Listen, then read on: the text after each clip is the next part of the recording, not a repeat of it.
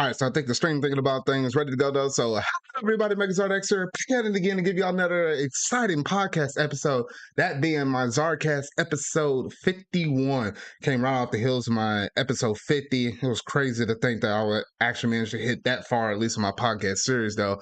Now I'm 51, and now we're kind of past the opening parts of starting our year off for 2023. So the January stuff is kind of slow. We're a good chunk of the way in February. I guess technically now the halfway point in February. So now the news started coming in and started flowing in. I heard about, we had like Nintendo Directs and stuff like that. We came off of the whole thing with the Super Bowl and whatnot, though. A lot of the different other gaming news in there. And then including, I think, some breaking news that happened to break out earlier, not too long ago. And I'm going to have to go ahead and cover that as well, though. So a lot of stuff to sit down and discuss. And it's going to be pretty meaty, so we might as well go ahead and jump straight up into it, though. So without any further ado, let's go ahead and jump straight up into that pop culture segment.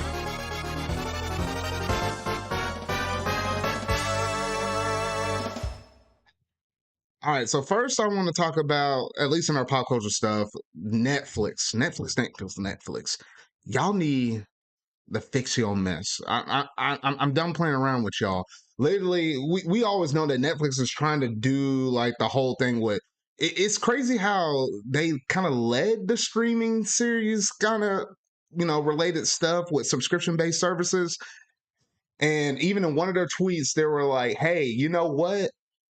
It is perfectly all right to share your password." I remember that it's like one of their tweets or whatnot, though. And everybody always brings that back up into the limelight, but they're trying to crack down on this to the point where, hey, if you're not within the same household as whoever owns the account is, if you're trying to share passwords or whatnot, though, it could potentially bang you off of Netflix until, you basically get your own account or whatnot, though. But you wouldn't necessarily have access to get into the other person's account unless you happen to be back in their home Wi-Fi thing. I don't know. That just doesn't really sit well with me, considering how a lot of other streaming sites such as like Disney Plus, for example, or even Hulu or something like that. Literally, you're able to share your password with whoever you want, and you can watch it with, maybe at a certain limit of how many other simulcast streams can happen at the same time, maybe 3 or 4 at the same time at max. That makes sense. But the fact that you're not able to share your passwords, whatnot, it's even inconvenient for people that might have to travel a lot. Literally, you have to send like what? Specialized codes for them to be able to work outside of your home Wi-Fi network. And then even then it's like, hey, you gotta log back in every 30 days or something like that. I don't know, that just rubs me the wrong way. And honestly, I'm just not a fan of it. I'm honestly not really a fan of it at all. So I'm like, I don't know, Netflix, y'all weird right now. Y'all just really weird. So y'all need to, I don't know, y'all need to tweet some things. I don't know. But yeah, and it's funny how, we got a hold of all that policy stuff, and then Netflix really quickly backpedal and say, you know what? Oh no, that accidentally got out there early. This is not in effect right now, even though they're kind of doing it in other places outside of the US or whatnot, though. So I don't know. It'll be something to kind of keep our eyes on in the next upcoming couple or a few months and see exactly how Netflix is doing, because shoot, they might be losing a lot of subscribers here fairly soon. So I mean, like, you know what? I'm like, shoot, they'll have it coming. They'll have it coming, though. But yeah, that's basically all I have to say on that little Netflix story right there. Next up, I wanted to bring this into the limelight as well. Apparently, Disney had their 100 year anniversary. And I'm like, dang, Disney really 100 years old already? And I was like, what the actual freak? Like that's kind of interesting. The fact that Disney has been around that long. And I wasn't gonna. This is more like quick news or whatnot. Though I wasn't gonna like elaborate on it too much. I mean, Disney just another year older, but the fact that it's 100 years, it was just kind of special though. But some of my favorite Disney movies, I think, have to been Lion King, Hercules. Hercules is a good one.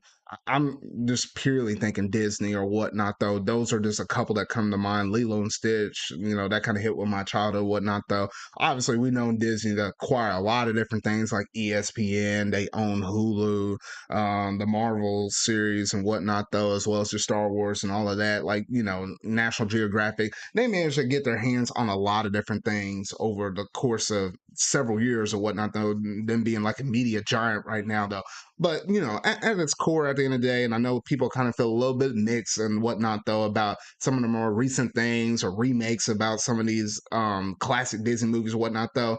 At the end of the day, they made some really good stories throughout the course of history, though. So I just want to give some nods and some props, at least where it's due.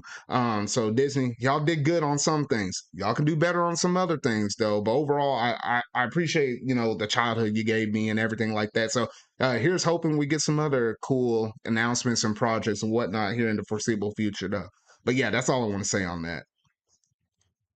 All right, now let's get into one of the biggest meat and potatoes, at least in this pop culture segment, the Super Bowl 57.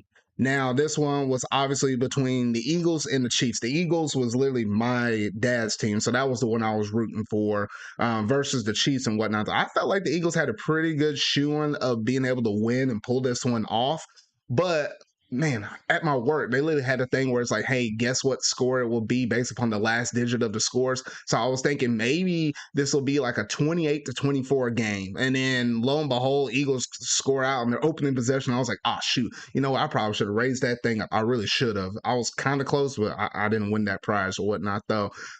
But I guess it's weird because at least with the Super Bowl one, I had a good time. Family threw a party thing to get together, whatnot, though. So I had a pretty good time and whatnot, though. Commercials really wasn't there this year. There was a couple of them. I was like, that was kind of nice or whatnot, though. But I don't know. I felt like in the past like 5, maybe 6 years, they hadn't really had any great commercials. I definitely know none since like what was it, COVID, and maybe a year or two before that. No, we hadn't had any good commercials since then. So maybe we can step that game up, or maybe, commercials will just never be, that good again. I don't know. But my only major kick about this game was when it came down to the very end and the score was all tied up. I think it was like what, 35 all on both sides of the teams, and the Chiefs had the ball. They just had to get the ball down the field and at least kick a field goal or whatnot to basically get the lead or whatnot, though. But that one call that the ref said whenever one of the Eagle defenders was defending the dude, the ball was uncatchable out of the corner of the end zone, though. But they were saying that dude was holding him, and I'm like, are you kidding me? Literally everywhere on Twitter that was blowing up. There was like the National Football League was trending on Twitter, as well as like the refs that was trending. I was like, oh my gosh. I was like, you're literally gonna let that game be decided by one call like that? I'm like, even when you're watching a basketball game or whatnot, though, they will literally not blow that whistle if it's like in the last like 20-ish seconds, unless it's just a blatantly obvious call. They'll let those boys play as if like a street ball or whatnot, though. You just earn your street cred. But I just didn't like that whenever they did that. So I was like, ugh. I don't know. That was just very unfortunate, though. So I was like, man, I just don't know. Ugh, good gracious. But yeah, so I think that was basically my main tidbits for the Super Bowl itself, though. A little sad the Eagles didn't win. Chiefs managed to pull it out with that, but I don't know. Here's hoping. But I don't know. Maybe Eagles will somehow make it back here, and so that way they could properly win one again, though. But yeah, so that was it in terms of the Super Bowl itself. Now, in terms of that halftime show, though, performed by Rihanna, I was like, honestly, I felt like every single halftime show for like the past 5 or 6 years or something like that, they've been all pretty good. I was like, you know what? It's been all right. Like what? We had Bruno Mars, we had Beyonce. Shoot, I'm trying to think. There's a few more. They're just slipping my head right now, but we had some really good ones. I know last year was like a throwback one, so that one was really cool, though. But I don't know. I've been vibing with most of the music, though, and I'm not like the biggest music person, to be honest, though. But at least with the stuff that they did, I was like, oh, Shakira was one of them too. That was a really good one too. But yeah, the fact that Rihanna was able to pull off this halftime show, was really interesting, the fact that she's also pregnant. So, I don't know if this was like the first one ever. I mean, there might have been some other ones back in the past, but not maybe some that were like blatantly obvious like this. Like she looked, well off into her pregnancy at this point, though. But yeah, I give some credit where credit's due, and you know what, she gave out some pretty good tracks, at least in the ones that she was singing. I was trying to pull up that list that way I can see, all of the different songs that she went over and whatnot, though, because she had a pretty good roster of songs, at least up in that one. I think one of them was like Umbrella. I'm pretty sure that was one. Um, Hold on, I almost got this whole list right here. Yeah, here we go. Yeah, because she had a big old fat list right here. Yeah, because she had like Lift Me Up. This is what you came for. SOS means some. Okay, no, I ain't gonna go all up in there. Um, yeah, Umbrella already mentioned that. Rude Boy, Word, Run This Town, Pour It Up. I mean, shoot, Stay, Diamonds, Needed Me. I mean, We Found Love. I mean, there was she had and a whole lot more than that one. I don't know, but she did a lot, and I was like, all right, I see you over there though. So honestly, I didn't know how good this show was gonna be with her, considering pregnant, whatnot though, and whatnot though. But I mean, she did a really good job. I mean, shoot, my whole place was like rocking over here. At least while we were watching it, like it literally turned into like a whole concert. It turned into a whole concert area when we were up here watching it. It was kind of crazy. My cousin busted out in the song. I don't know. I just lost it right there though. But I don't know. That halftime show was pretty memorable though. So you know what? Props off to this. I can't remember. Usually the Pepsi company is the one that kind of hosts this halftime show, or the one that gets featured or whatnot though. But the fact that Apple Music now is the main sponsor for it though, I don't know if this is the first time they did it or not, but that was just one thing I noticed. So okay, whatever though. But yeah, so I think that's pretty much all I have to say in terms of the halftime. The game was pretty fun until the very end. Commercials were whack, but the halftime show was great. So overall, I give it a solid 8 out of 10. 8 out of 10. It was a pretty memorable night. But yeah, that's all I have to say, at least on the halftime stuff. Now let's go ahead and jump into the Marvel side of things, because we did manage to get a brand new Marvel movie, that being Antman and the Wasp: Quantumania. This is going to be a review, but no spoilers whatsoever. Just my general impressions, what I kind of thought about it, though. Honestly, I thought it was a pretty good movie.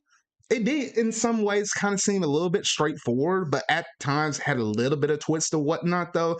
Because, I mean, if you've been watching any of the other previous Disney Plus shows or movies and stuff like that, we know we're kind of all dealing with the multiverse saga related kind of thing. And we know it's all going to be centered around, King the Conqueror or whatnot, though. So we knew that going into this movie, we knew that he was going to be the primary antagonist. Now, what he was going to be able to pull off here with them being sucked into the quantum realm, that was going to be yet to be seen here in this movie, though. And surprisingly, at least when I was in the movie watching it, I didn't get up once to use the restroom. Maybe it's because I didn't actually manage to get a big, large soda this time. Usually I always do, but we were kind of running a little bit late. And I was like, you know what? I ain't going to get a drink this one. I kind of want to sit there and watch this whole thing, though. And honestly, it was really good. I think and yeah, and this is technically the first movie that kicked off the start of Phase 5. So I was like, you know what? That is, the start of this, it's actually fairly good. I mean, I don't think you can really mess up the ones that are like not brand new, the ones that already have an established, you know, previous first movie, or a couple of movies in this case, though. So I feel like you can't really mess those ones up as much as comparison to like Eternals, when it's like a brand new one. Like I still will say that it's probably the worst Marvel movie I think I ever watched. Beat out some other movies that I thought were pretty bad, but now they're kind of pale in comparison, though. But honestly, I really like all the characters. Scott, the bond that he has between him and his daughter now that she's older, thanks to that blimp, the skipping of the 5 years and whatnot, though. It's interesting how they brought her up as a character, though. And actually, when you start looking through all the list of all the characters here recently, it seems like you almost have like a young group of Avengers right now. I won't say with every single one, in case you happen to watch it, didn't happen to watch a Disney Plus series yet or a certain movie like Thor or whatnot, though. I mean, there's some younger characters being brought in. Maybe it's more of like future setup in the future or whatnot, though. But I don't know. But those ending credit scenes, I know I can't talk about them though. But if you watch the movie though, oh shoot, and that just gets me excited for Loki season 2 whenever that one drops out here fairly soon, though. But honestly, there's some good stuff coming. I felt like this one was a solid one in my books. I don't know why the tomato meter critic thing. I don't know. Critics didn't really were a big fan of this movie, which I was like, what the heck? The audience score was like what, an 85 or something like that. I don't know why the critics didn't like it this much though, but I don't know. They kind of weird at sometimes. They're kind of weird, but yeah. So I think that's pretty much it in terms of my thoughts on Ant-Man and the Wasp: Quantumania. If you have the time, I highly recommend going out there to the theaters, watching this one. It has my seal of approval, which I mean, that might mean very little considering I'm a really big Marvel fan or whatnot, though. But I clearly would have told you, hey, Eternals wasn't it. I would have told y'all to wait. I'll wait until that one dropped on Disney Plus if y'all were listening to whatever I had to say back then, though. But honestly, yeah, really good one.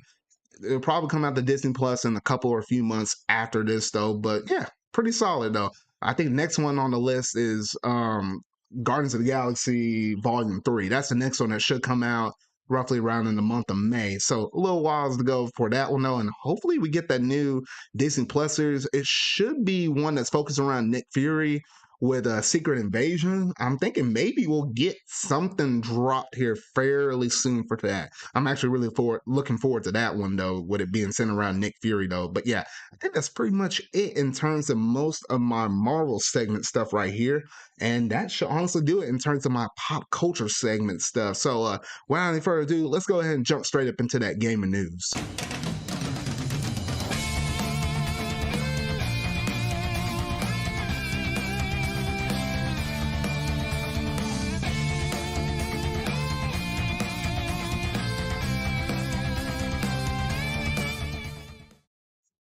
All right, so first we got to talk about the Super Nintendo World opening over there in Hollywood Studios of Universal Hollywood Studios, because it did open up literally like a couple or a few days ago, and I saw some pictures of Shigeru Miyamoto, the big dude that's associated with Mario.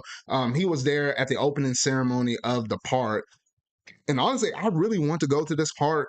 I know I for sure want to be going in the middle of the dead winter when everybody and their mom is trying to rush up inside of that park, though. I honestly really wish the Universal one in Florida opened up first before the one over there in Hollywood.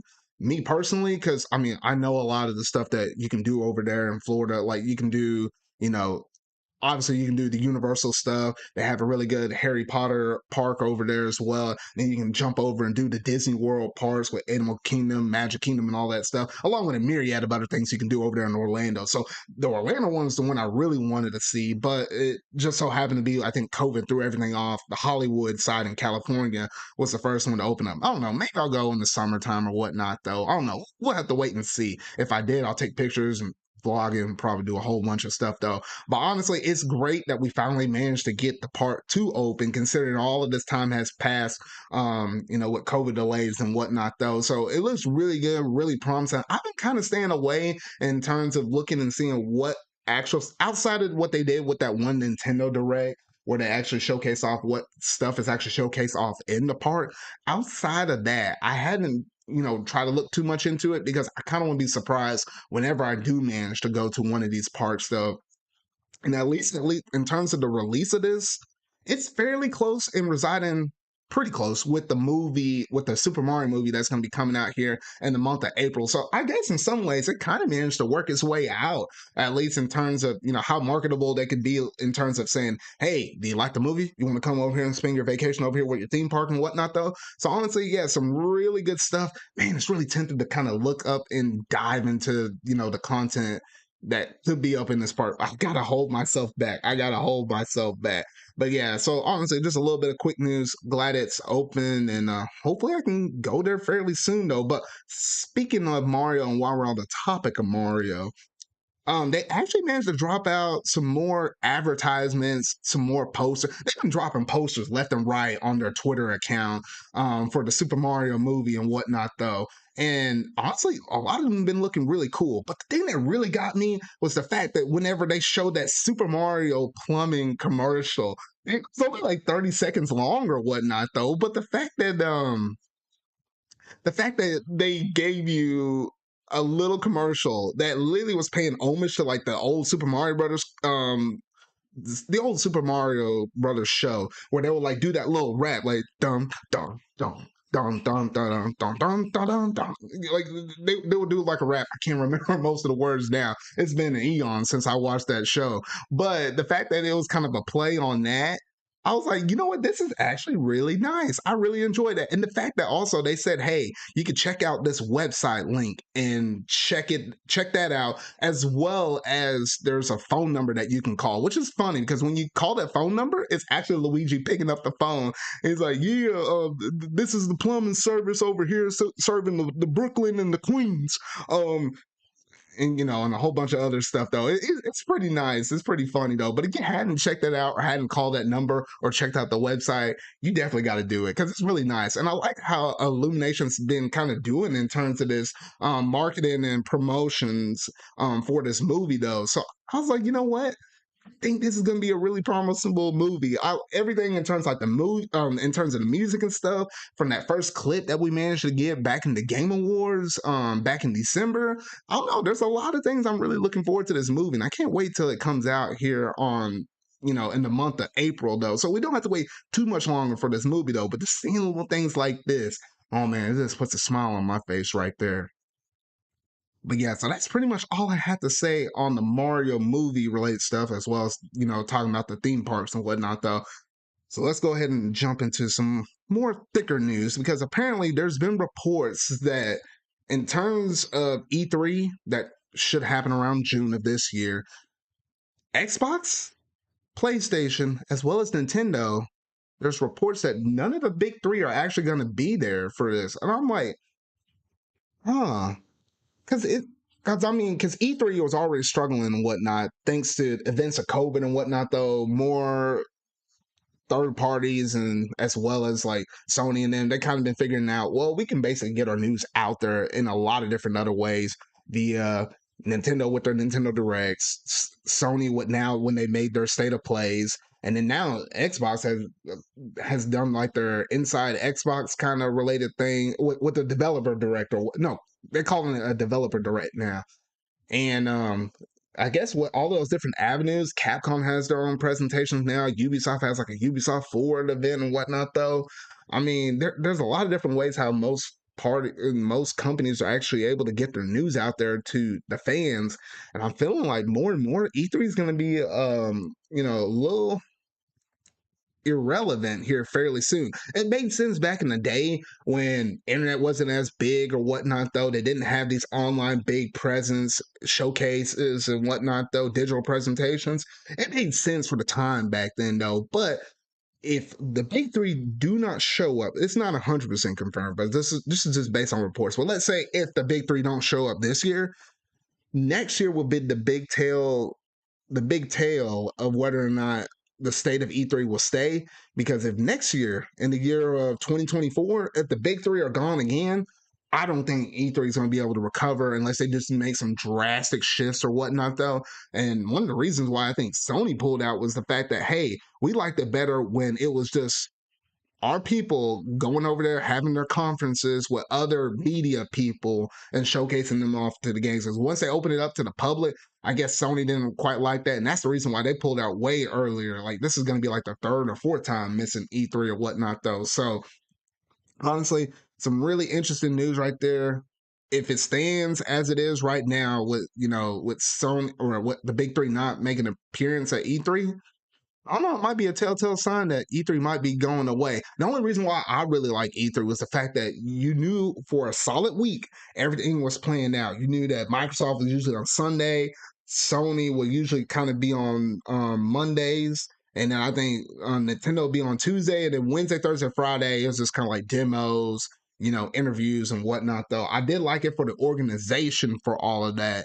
But outside of that, oh my goodness, it will be a little bit unfortunate. The fact that we might potentially lose it, so that would be a little unfortunate right there. But yeah, so I think that's pretty much it in terms of E3 stuff. So we'll go ahead and roll over to the next thing. Now, these next couple of segments, it's just a little bit of quick news, real quick. I just want to kind of bring this to y'all's attentions real quick, though.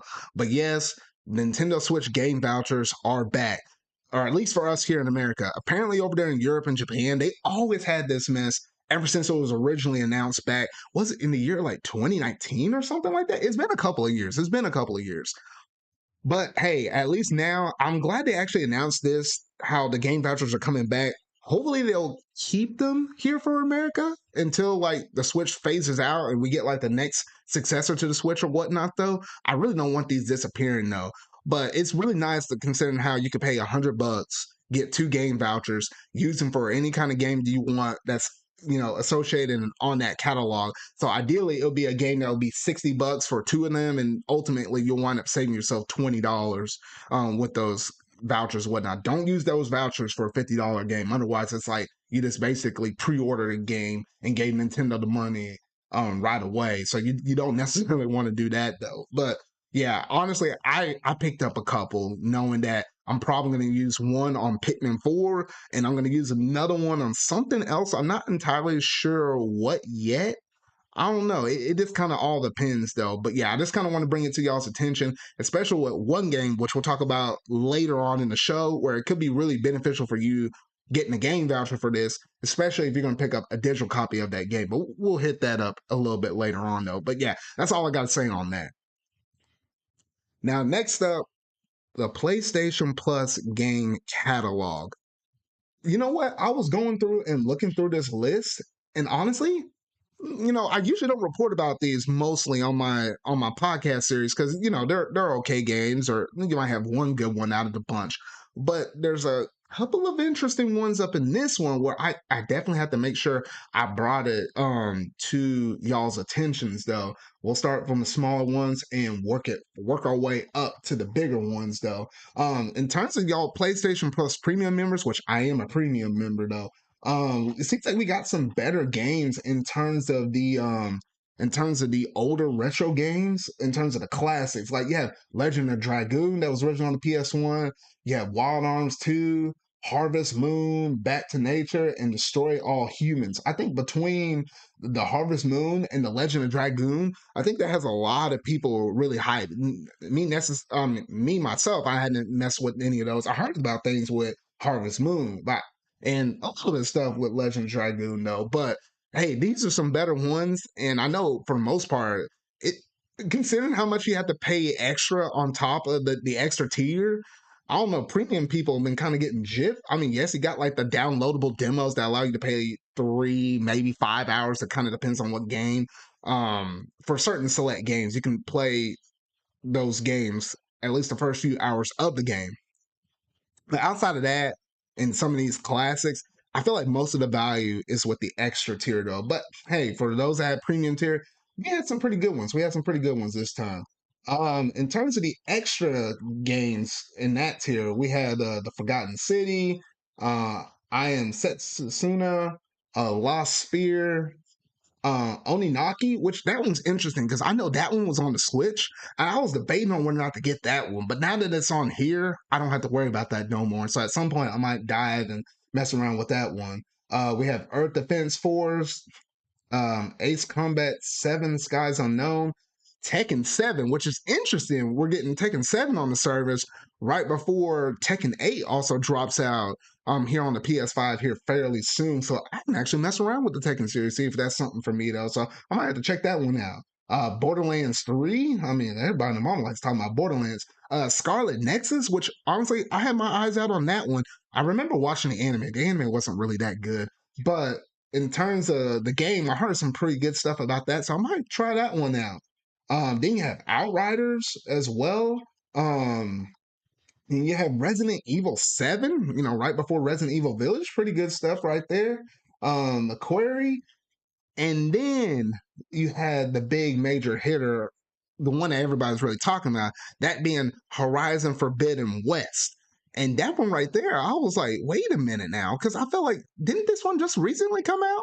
Yes, it did came out a whole year ago, February of 2022.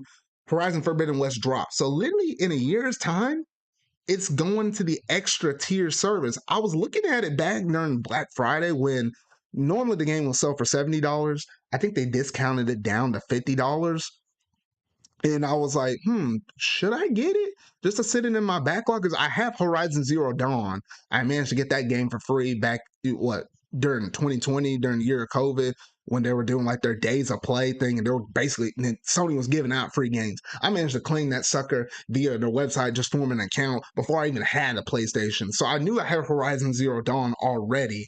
And I was like, maybe, but I don't know. I didn't know if I was going to get into the Horizon series or whatnot, though. But the fact that Forbidden West is heading to the extra tier, I was like, oh, I'll just go ahead and claim that, put it in my library. So if I do like Zero Dawn, I can immediately jump into Forbidden West without paying anything extra. Yes, technically, there is going to be some DLC launching out here fairly soon, I think within this first half of this year.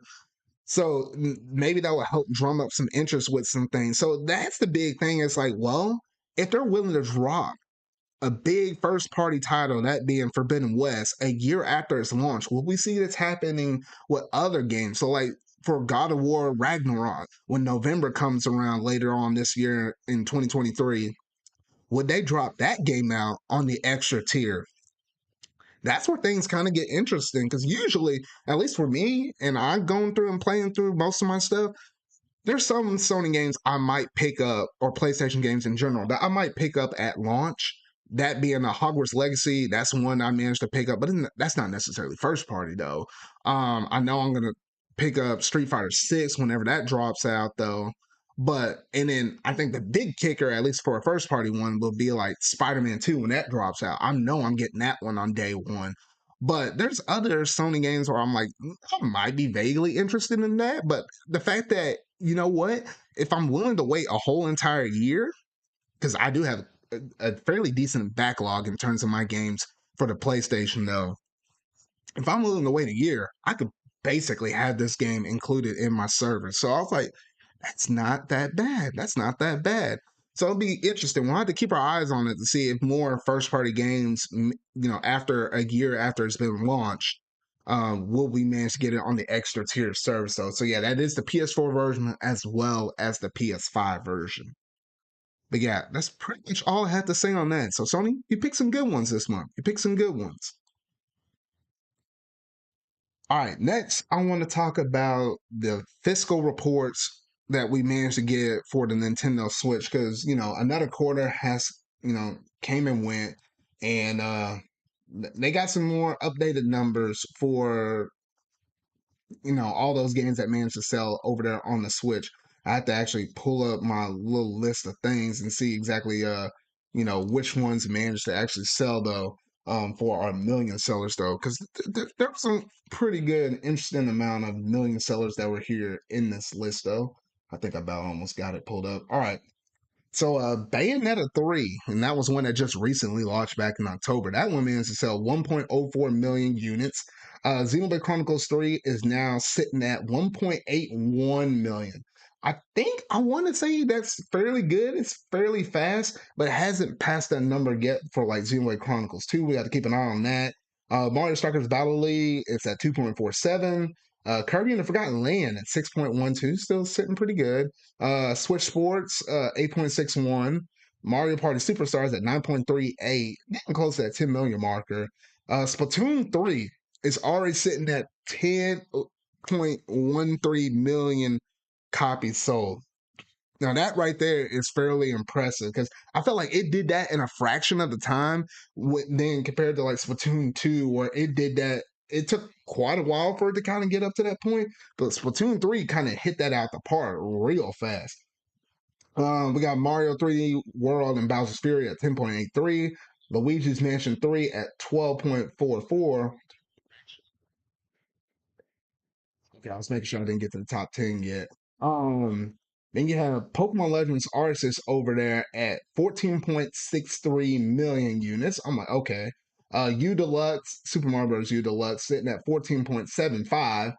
And then you start getting within the top 10 right here, where 7, 8, 9, 10. Yeah, the top 10, our newest top 10 though. Yeah, somehow these Let's Go games, I don't know how, they're still up there at 15.07. I don't know, maybe it's at them Gym Warners or something like that.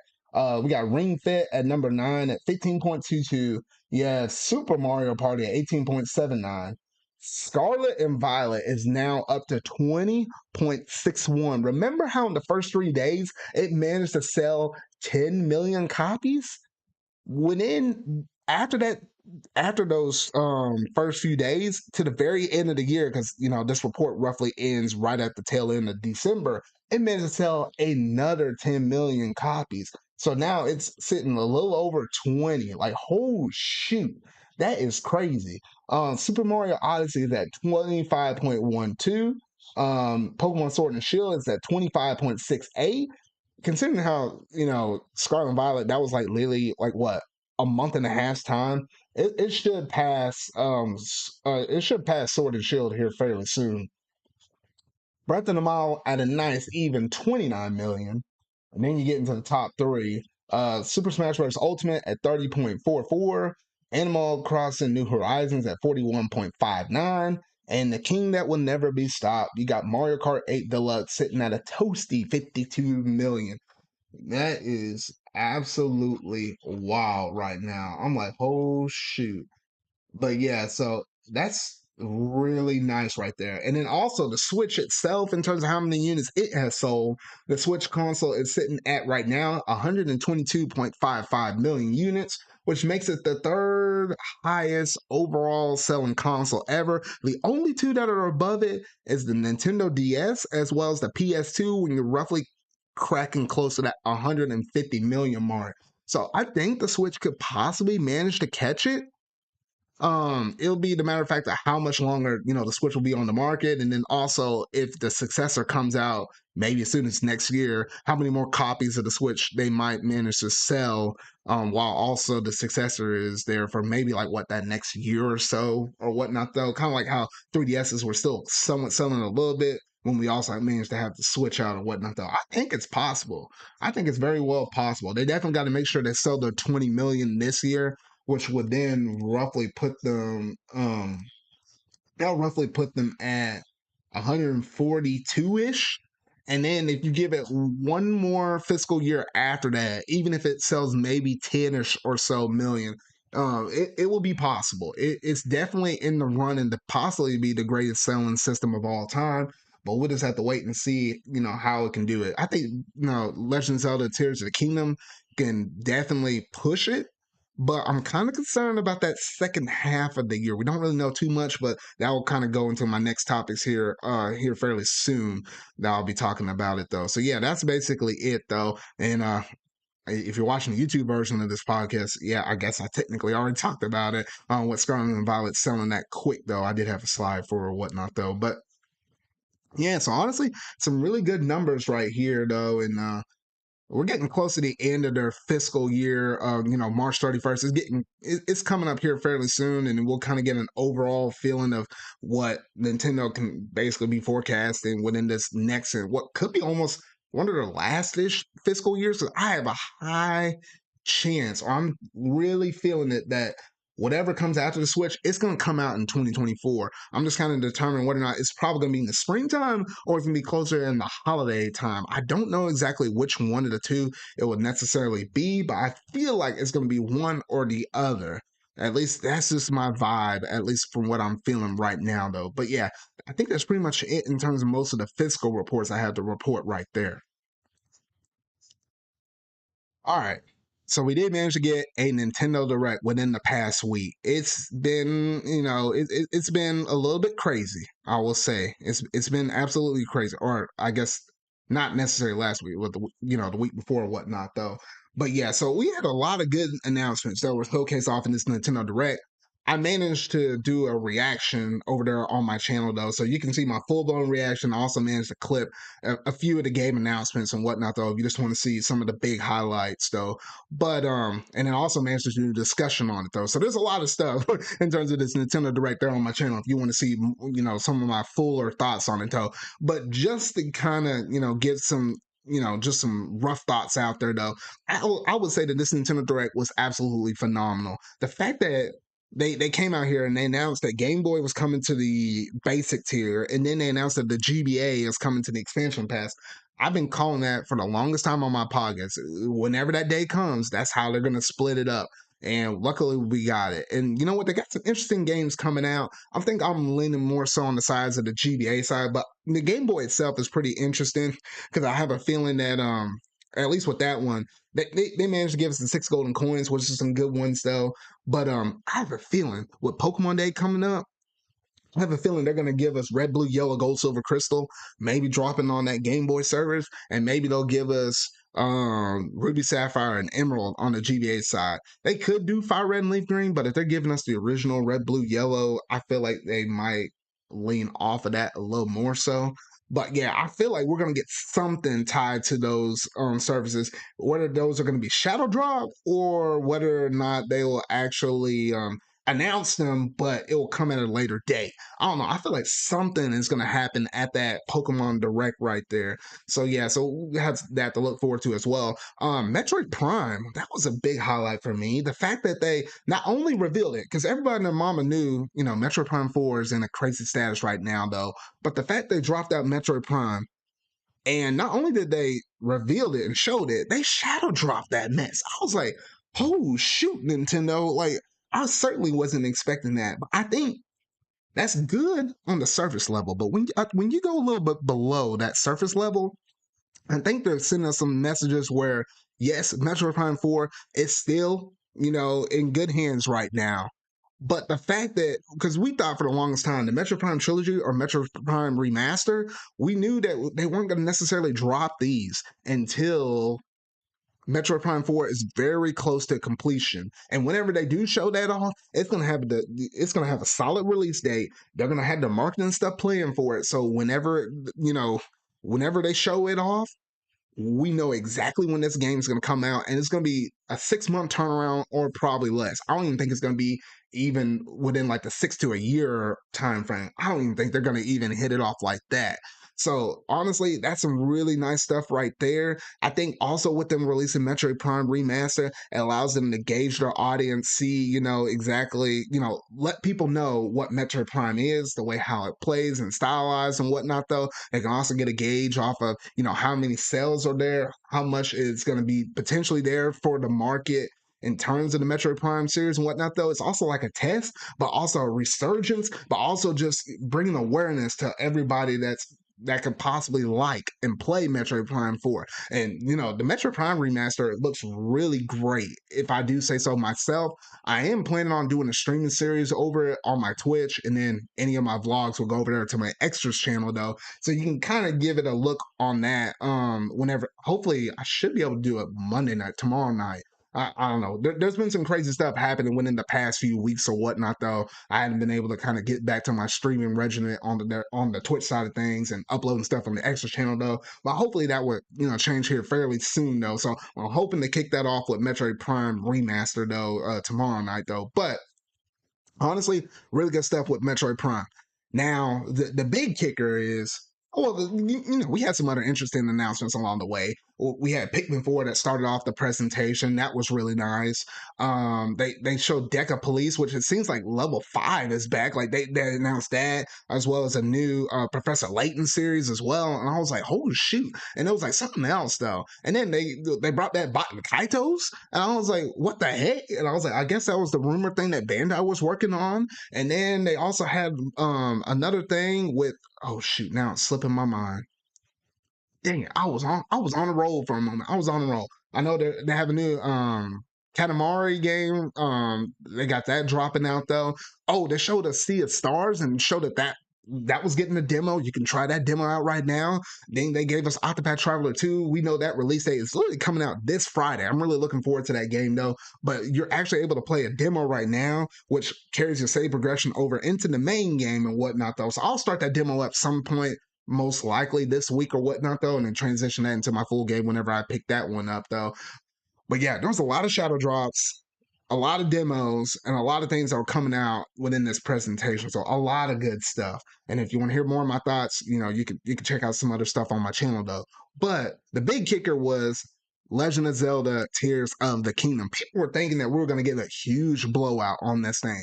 Like some people were thinking we're going to get like 7, 8, maybe 10 minutes worth on this thing though. But I wasn't necessarily thinking that, considering how Nintendo kind of likes to be fairly secretive and whatnot though.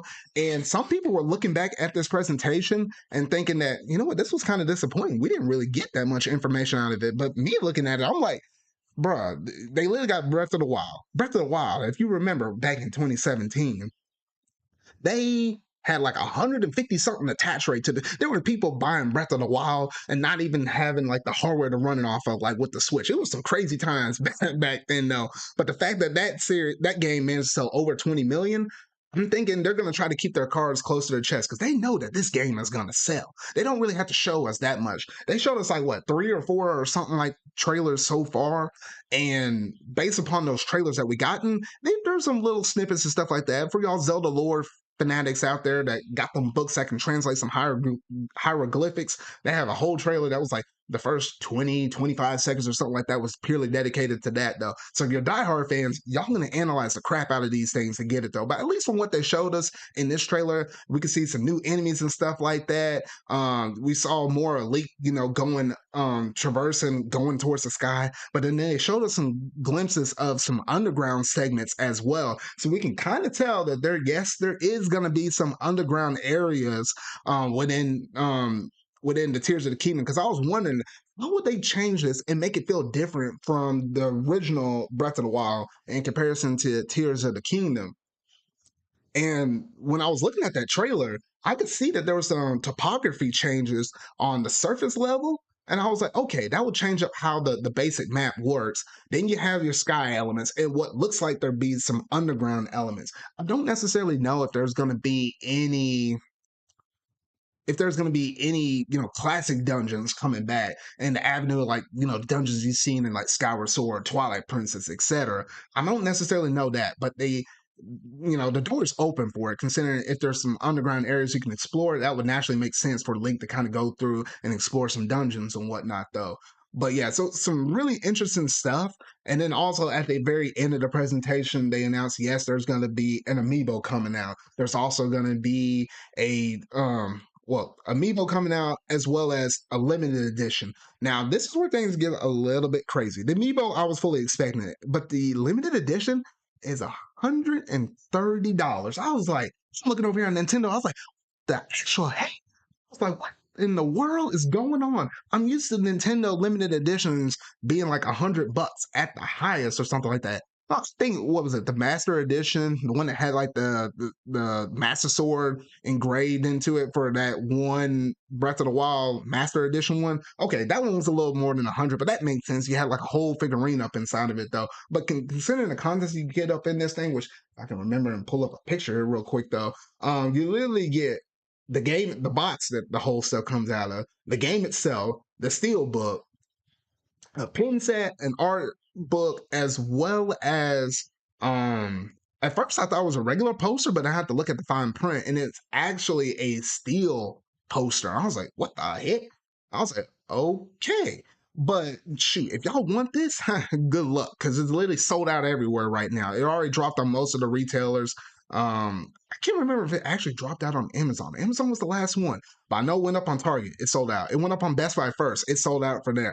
Luckily, I was actually at work on my break. I literally have to sit down, open up my phone. I swipe down on my notifications, and I literally saw Wario notification pop up saying, hey, the Tears of the Kingdom limited edition is up for pre-order right now at GameStop. I'm not really a big fan of ordering stuff from GameStop, but I know when you're ordering something Legend of Zelda related and it's limited edition, that just has high value. People in there, everybody and their mama always likes buying this mess up. So I was like, you know what? I'm going to have to jump on this mess though. I bought it literally in 5 minutes. That mess sold out. I was like, what the heck, Nintendo? Y'all need to make some more of these things though. But I'm like, holy shoot. I know there's probably going to be more that happen to drop on the actual release date. That's usually how Best Buy treats it. So you happen to miss out, midnight Central Standard Time. Keep your eyes open on the day of release. Yes, you might not necessarily be able to play the game on launch unless you just bought a standard copy as well as the limited edition if you manage to get it. But that might be your next best bet if you happen to really want to get your hands on this, but you happen to miss out on all your other previous windows. So just kind of keep in mind on that though. But we're not done with this Nintendo Direct yet, because actually in the lead up to the Direct, there was like a spot going up on the eShop that said that Tears of the Kingdom is going to cost $70. And at first, I was taking it with a grain of salt. You know, there's other games out there that do like digital deluxes for their games. So, you know, like I think even Monster Hunter Rise did that, where it's like 10 extra bucks, you get a little extra little goodies and whatnot in the game, basically raises the value of the game from 60 to 70. I was being hopeful at first. That's what I was thinking. But, you know, they took it down. But then all these retailers started taking down their pre-order listings. So I was like, uh-oh. And then the Direct has, you know, came and went. And then after the fact, pre-orders gone back up on the eShop, as well as like Best Buy, Target, Walmart, all that stuff. All of them starting to list the game as $70. This is going to be our first Nintendo IP, first party IP, that's going to be $70 whole dollars. And it's interesting because a lot of people are wondering, wait, why in the world are we pricing a game like this at $70 near the very end of the life cycle for the Nintendo Switch? And I was like, you know what? There's really not like a really good reason, except for the fact that I guess this game is technically 18 gigs, which is like by far like one of the biggest first party games. It's going to be bigger than their traditional 16 gigabyte cartridges. So unless they're making a custom one or whatnot, they have to jump to the 32 gigabyte. That's literally the only reason why I could see this game being $70. That is one of the reasons. But the other reason it could possibly be is whatever system we get after the Switch, they're probably looking at Sony and Xbox and them selling $70 copies. And it's like, you know what? Our first party IPs are worth more than a Last of Us or maybe a Horizon or a God of War or something like that, or a Halo or something like that. They're looking at that as like, And you know what? Legend of Zelda game is the one to test it out for, because everybody and mama, $10 more, they're still gonna go out there and buy it. So I was like, so you know what? Nintendo's also using this as like a testing ground as well, because you couldn't do this for a game like Pikmin 4 and say it's $70. That's probably gonna actually hurt you dropping that game for that price though. But for your big major IPs such as Legend Zelda, or like your Mario Odyssey, or what could be a Mario Kart, or what could also be a Smash Brothers, those games are the ones to test it out for, and those are the ones that could actually get away with it. So I'm fully expecting now, whatever system comes after the Switch, we're gonna more than likely have $70 Nintendo games at that point. It's just only a matter of time though. But it's interesting how they're starting it off and testing it at the very end of the Switch's life cycle though. So yeah, honestly, some really interesting things. I don't know. It doesn't kind of sit well with me. I knew it was going to be coming, but I didn't think it was going to be coming this soon. But the fact that I'm picking up the limited edition of this, I mean, I knew I was going to be paying more than $70 for this game anyway. Getting all that extra physical goodies and whatnot, though. But it's just something to kind of all keep in mind, though. So yeah, so interesting stuff. We'll have to see how this all plays out, though. But wait, what the heck? All right, so we did manage to get some breaking news that literally this stuff has broke out. I want to say maybe a couple or a few hours before I was about to get ready to air this podcast, because yes, the there was an art book that managed to leak out for Legend of Zelda Tears of the Kingdom. Now, I'm just warning y'all. I'm not going to say the contents of, you know, what's actually in the book, because I haven't necessarily managed to look up inside of the book itself, though. I mean, there's spoilers going around left and right, people making videos on it and whatnot, though. I've been dodging some bullets and whatnot, though. But to give y'all an idea of it, but not actually spoiling y'all, just so you have some context on this, though, so you can kind of, you know, navigate and move around this thing or whatnot, though. But the art book that leaked was apparently an art book that's from the limited edition of the Tears of the Kingdom thing that we got revealed at the very tail end of the Nintendo Direct, though. So usually within those art books, at least based upon, you know, past histories, like what they did with the art book for Fire and Engage, and some of the other limited editions that I managed to get, you're gonna probably get some key characters in there. Like, you're gonna have like Links and Zelda picks or whatnot. Though you might have some new characters who are probably gonna be showcased off in that book, but nothing like obviously gonna tell us about how the story is gonna play out. So I don't think necessarily story stuff is out there though. But if there's some interesting new characters in this thing, or maybe some way of how the combat works within the game, the way how the combat works, as well as new characters, is probably the stuff that's kind of floating out right now. So now you have some context of what's going around. So if you have to, you happen to be on Twitter or something like that, you can go ahead and put your blocking mutant words or anything like that on there. Just be careful, because the fact that this leaked out, we're mid-February. This game comes out early May. We literally have almost just about 3 months to go for this thing now. I expect some leaks or something like that to happen with Nintendo games a week or two before the game comes out. But I didn't expect nothing like this to drop out like 3 whole months early. Like, oh shoot, they've been really secretive about this game the whole entire time. But then the fact that, something has managed to slip up like this, and that just happened to be what happened in this. I was like, it is really unfortunate. It is super unfortunate though.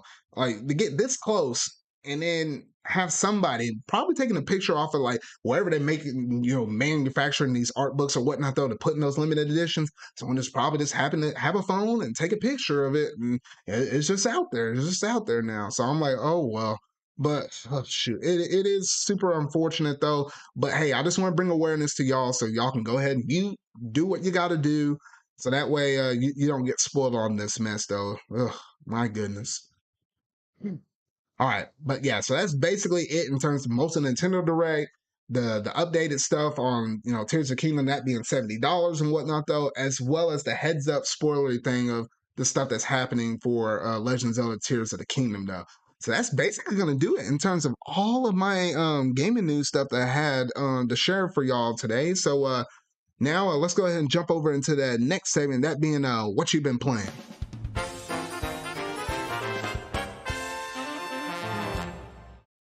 All right, so here lately, I've been playing a lot of Splatoon 3, to be honest, which I don't know. I guess with some of the stuff that we've been kind of getting within if you happen to be following the Splatoon 3 Twitter account that showcases off what new specials and stuff like that be coming to the games, new weapons, loadout, gear setups, and all of that stuff. I don't know. That's just been getting me more into the Splatoon mood. So, and I also need to grind out and get that catalog up to level 100. So I did manage to do that. And at least in terms of some of the stuff they've been showcasing off so far, they did manage to showcase off the Kraken is coming back. So I was like, what the heck? That thing from Splatoon 1, that thing was busted. But they did manage to nerf it. Like, if you're shooting at it, it slows you down with it. So you have to do a charge up for it so you can sprint forward and knock out an enemy. So they did manage to balance it a little bit more. We'll see how that special plays out though, because that thing's like a behemoth. It's a monster. And also we got a brand new special that got showcased off as well. It's like you shoot out some projectiles that land on the ground. It's literally like a bunch of ink mines, really. And it's like if the enemy shoots at them, they can go off, or after a certain period of time, they'll just blow up. So I'm kind of curious. Actually might help a lot of people out with reclaiming middle in like your certain rank modes, whether it's like your tower control, your rainmaker, splat zone, clan blitz, whatever though. I feel like it definitely will have a strong presence within the competitive community and whatnot though. And obviously we know when we're getting a bunch of weapons. It's interesting how we didn't get this in the trailer itself, but it was through like a whole bunch of Twitter drops. So honestly, that was some really good stuff that we managed to get right there. But that was, one major game I've been recently playing. The other one, which is going to be a whole segment in itself, that being a Hogwarts Legacy. I did manage to do a launch day stream for this game whenever it first managed to drop. We about had it for a little over a week. And honestly, I would say that this game is absolutely great. It's incredible, phenomenal. I never thought that I think what the team behind this, I think it's Avalanche. But the team that's behind this one, I'm like, oh shoot, they're on to something right here. I have to keep my eye out on whatever this studio works on in the future. I'm just going to keep my eye on it though, because at first I was expecting, like how I mentioned, I think before, maybe it was to my friends or whatnot though. At first I was looking at Hogwarts Legacy when they're showcasing off in them state of plays and whatnot though. I thought I was like, oh, it's just going to be an okay, you know, licensed game. I know there was Harry Potter games back in the past or whatnot though, and they weren't necessarily really good or whatnot though. But the more and more they showcase that off in like state of plays and whatnot, I was like, I think they're on to something, incorporating all the stuff in the Harry Potter universe. That being the Harry Potter movies or books, as well as like the most recent movies with like Fantastic Beasts. They're like incorporating all of into this game though. The level of detail that's up in this game as you're going through and exploring through Hogwarts, like that Hogwarts itself is like really big. You can kind of lose yourself up in there though. It's been kind of nice going through and you know adventuring around the grounds of Hogwarts and visiting certain locales and noticing. I was like, oh wait, that was from the movie and this was from the movie as well. I was like, what the heck? And it has such a magical you know atmosphere. The fact that you know the statues will talk to you, you know the paintings in the walls will look around with you and whatnot though. I'm like, what the heck? Now, at first, when I was streaming that launch day stream, I was like, I was about to question the combat, like, and then even my good pal Sonic, whenever he was watching, he's like, you better learn some more spells than this. No, I was just barely scratching the surface because as you do more side quests, as you do like teacher assignments, because you're going into this game as like a fifth year student and trying to catch up to your other peers and whatnot though they give you assignments and stuff, and by you knocking out those assignments you learn more spells. You learn more spells as you do the main story itself. The game itself is supposedly roughly around 30 hours, but if you're like a completionist or trying to do everything with the side quests and whatnot, you can easily go over 60, 80 hours. I would say probably 80, maybe 100 hours up in this game or whatnot though. I mean, you can lose yourself in this game. Shoot, I think earlier today I was playing this game. I was doing a side quest for like an hour or two or something like that before even coming back around and doing some stuff that was even in the main storyline itself though. So honestly, this game has been absolutely incredible. You can have like your own room, like you know, you can brew potions, grow magical plants, capture special beasts and whatnot though. The beasts that you've been kind of seeing in the Fantastic Beast movies, if you happen to be somewhat familiar to that. The level of detail on the castle itself, even the grounds beyond Hogwarts, even going to like certain other little towns and whatnot. Though there's always something for you to do, and this is a really big open world game. I'm like, just been loving every single second of it. I think I'm roughly 13-ish hours, getting close to that 15-hour marker in this game. So I was like, you know what? This is like really nice. I've been really enjoying this game for most of my adventures though. So I was like, dang, I really wasn't expecting the game to really blow up. And I think this game is going to blow up. The fact that, you know, this game is launching on the PS5, Xbox Series X, and Steam at first. A little later on, a few months later, we're getting the PS4, Xbox One versions. And then roughly around summerish time, I think around June, we're getting the versions that's going to drop for on the Nintendo Switch. This thing is going to sell some game busters. I'd say this one will probably be the one to give Elden Ring a run for its money, though. I don't think we have any official sale figures yet, but I don't know. Maybe at some point Warner Brothers will come out and say, you know, what are their sales for the series though, and you know how much they've been selling though. But I think they managed to do a really good job at crafting this game though. Between all the spells you managed to do, the exploration, the side quests, the main story quests, and whatnot, though, the presentation, some people have been having some troubles with the way how the game has been running. I think that's been mostly on the PC side. At least for me, I know it's like a little bit of hiccups, maybe a little bit of frame drops or whatnot, though. But I mean, honestly, there's been nothing really, you know, been great game breaking, at least for me, though. And some people have been actually been drawn into this game, considering, you know, its mass appeal and whatnot. Though it really broke records over there on Twitch, like selling over like a million, not selling over a million, literally having over like a million. I think it was over a million concurrent watchers over there on Twitch or something like that, something crazy like that. And I was like, dang. And then also having like a ton of concurrent players over there on Steam on the PC side as well. This game is breaking records in a lot of different ways, though. So honestly, some really nice stuff. Now I know obviously there's some controversy around the game with the creator and whatnot, though. But at least my viewpoint on all of it is, even though you might have one spoiled apple on the tree or whatnot, though, I don't necessarily inherently believe that the whole tree itself is bad just because of one rotten apple. There's been a lot of, you know, game developers and stuff like that, people that don't necessarily agree with J.K. Rowling's, you know, beliefs and whatnot, though. But I'm still trying to be supportive of those people because they did a really good job within this game. Obviously, you know, it's up to everybody it's up to everybody to make their own judgment call on this, though. But if you're just a fan of the series or whatnot, though, you're really gonna like it. Even if you're a casual fan looking outside in, I still think there's a lot of stuff up in this game that you're gonna see in other games. Like you have like not necessarily skill tree, but you have like a personal growth system where it allows you to unlock more systems, unlock more arts, where you can able to hold more spells and whatnot. Though, I mean, there's a lot of different things in this game that you see in a combination of like a lot of different games, just all combined into one. And sometimes it almost feels overwhelming with the amount of stuff that you could do in Hogwarts Legacy, though. But okay, think I about said most of what I want to say up in here, at least in terms of like my opening impressions reviewish, if you want to kind of call it something like that. Well, whatever. But yeah, so honestly, Hogwarts Legacy is a really good game. I highly recommend it though, but I've been having a blast with this thing. I've been having a blast. Well, that's pretty much it in terms of my what I've been playing segment. So I'll go ahead and jump over to my last segment, that being so about that show.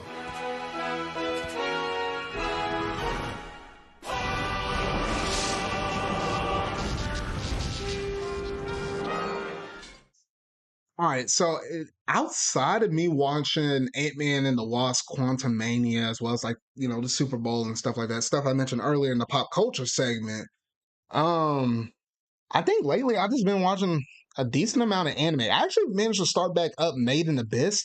I watched the third movie because the third movie you had to watch that before in terms of season one, you either watch season one or movies one and two. You have to watch movie three because it's canon, and then it leads you into season two. So I watched that movie, and then I started watching season two for Made in Abyss. That's what I've been watching now.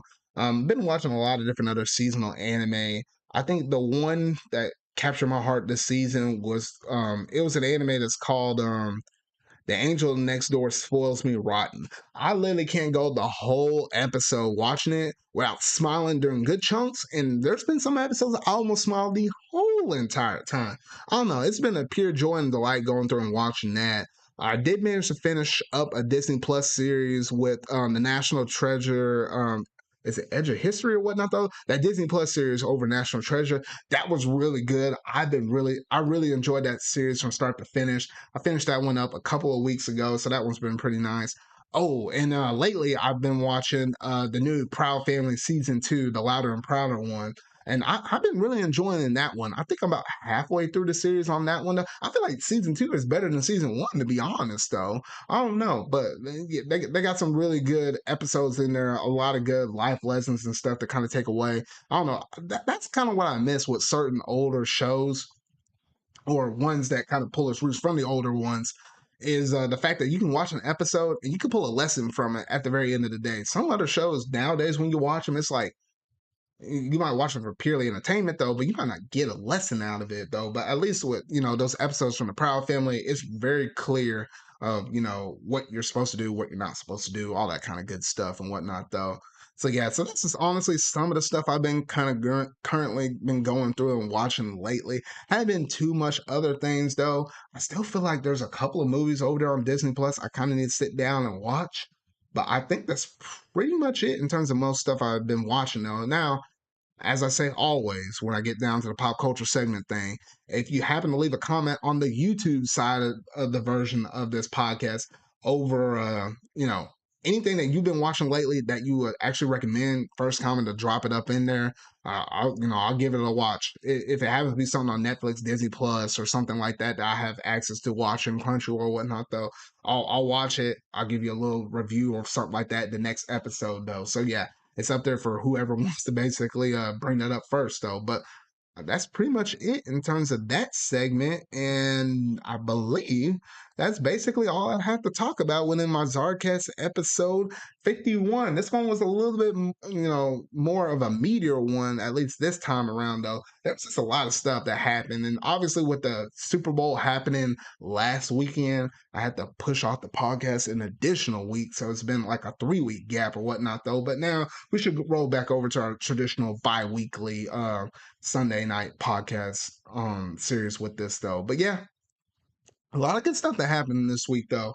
And I feel like if I'm looking at the calendar right, By the time I get to my next podcast, well, Ben had the Pokemon Presents presentation, so I know a good chunk of that will probably have something enlisted in that. If I were to get some, predictions in terms of what I might expect for that, I still feel like we're gonna get the red, blue, yellow, gold, silver, crystal, ruby, sapphire, emerald. I feel like that's a good chunk.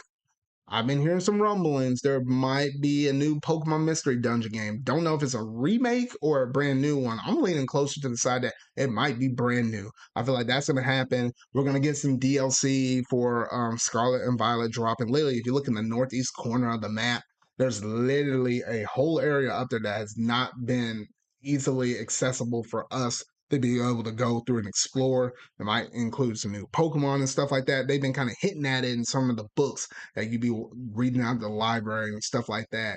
I feel like that's going to happen as well. I think that's all I can possibly think of right now. Even though I love to have a Pokemon Ranger game, or I would love to have that Detective Pikachu game, which went missing for how long now? We still have no idea what's going on that front. Maybe they're trying to tie it in with the Detective Pikachu movie, the second one that's supposed to be coming out here, hopefully fairly soon or whatnot. Though I don't know. But yeah, so those are just some last second predictions, and I guess I'll see if I'm right by the next episode. I don't know. For all I know, we might not get any of that stuff. I don't know, but I still feel like we should get at least a good chunk of it. At least with the mainline game with the DLC, I think that's almost a shoo-in no. But yeah, so that's pretty much gonna do it in terms of my ZardCast episode 51. So yeah, if you really like this podcast, make sure to go and hit that like button, go and hit the subscribe button and that bell. Stay up to date on all things video game related, as well as pop culture stuff in terms of these podcast episodes. Whenever I'm here live and sharing my show out. If you happen to be listening to my podcast, whether it be on Google Podcasts, Apple, Spotify, Amazon Music, even iHeartRadio, etc., though, even on your Alexa devices, you can actually listen to it off of there, though. Make sure to go ahead and give it a like. Go ahead and share this podcast around. I'm just one guy having to be talking about a bunch of gaming news, pop culture segment stuff, and a bunch of other stuff in between, though.